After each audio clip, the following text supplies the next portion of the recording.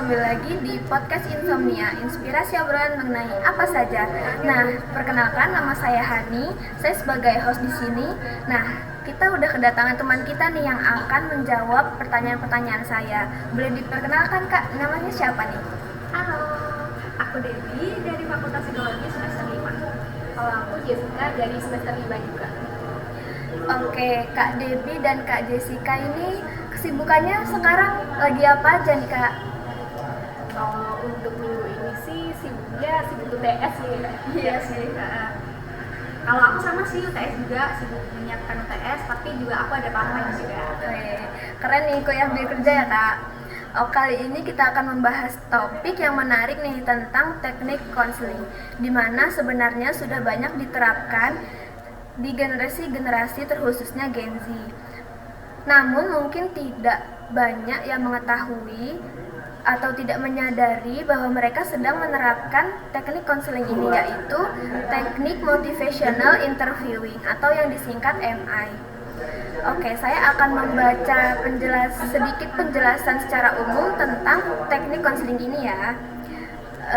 Teknik motivational interviewing yaitu yang dimana teknik konseling ini sebenarnya sudah ada pada tahun 1991 yang ditulis dalam buku Motivational Interviewing Preparing People for Change, lalu dikembangkan oleh Miller dan Rolnick pada tahun 2002.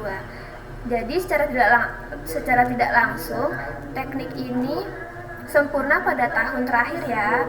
Nah, aku mau tahu dong, apa sih teknik motivational interviewing itu dan kenapa teknik ini berbeda dengan teknik konseling lainnya?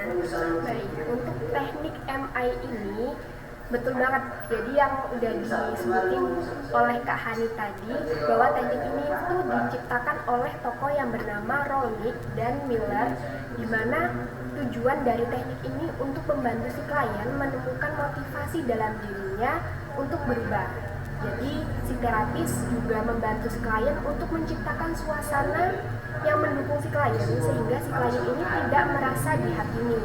Nah, dalam perkembangan teknik ini dipengaruhi juga oleh beberapa pendapat dari tokoh psikologi lainnya. Contohnya Rogers yang percaya bahwa si klien ini akan mampu untuk menemukan solusinya sendiri untuk masalahnya asalkan si klien ini mendapat dukungan yang cukup.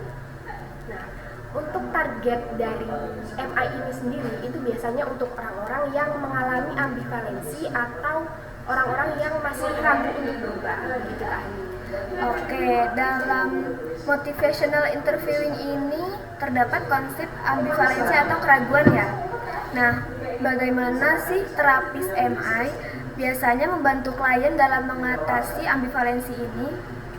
Kalau dari teknik MI ini, terapis membantu awalnya untuk menyadari bahwa ada masalah dari si klien yang ingin diubah. Jadi dari situ si klien akan dibantu untuk memahami apa sih konsekuensi dari perbuatannya. Jadi dari keuntungan atau dari kekurangan perbuatannya saat ini. Terapis juga membantu klien untuk mengenali motivasi intrinsik dari diri si klien, sehingga membantu mengidentifikasi apa sih yang mereka inginkan dengan apa yang terjadi pada saat ini.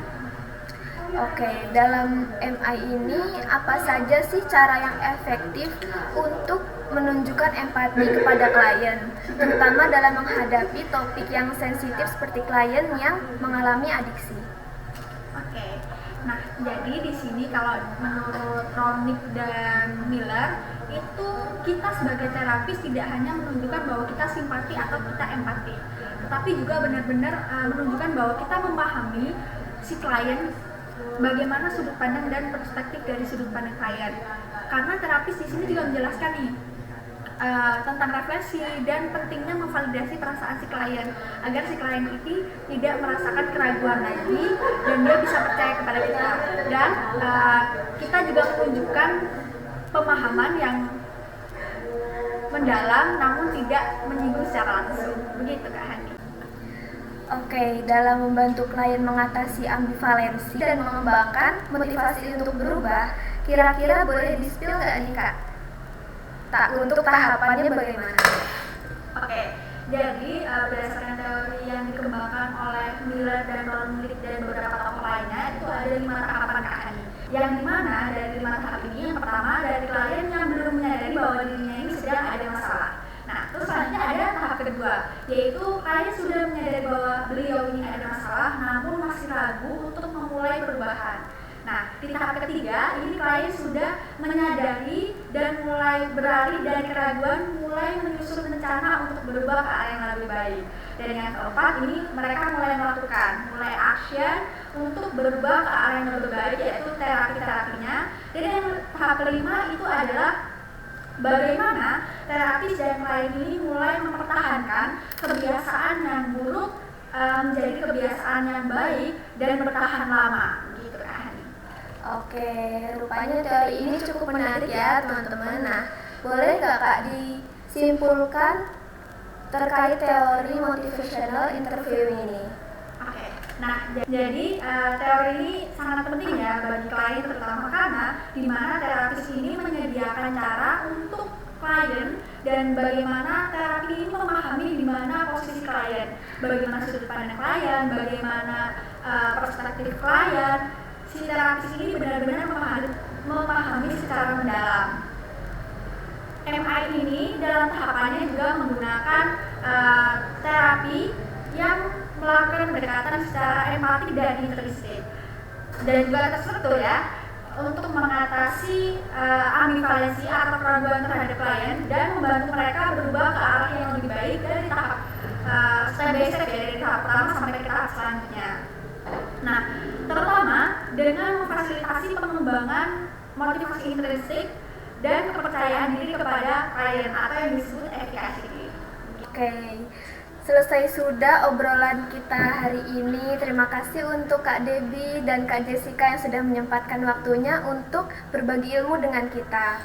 Nah, untuk teman-teman nih, terima kasih ya yang udah menonton. Jangan lupa like, comment, share, dan subscribe YouTube kita. Dan kalian juga bisa mendengarkan di Spotify Insomnia Podcast.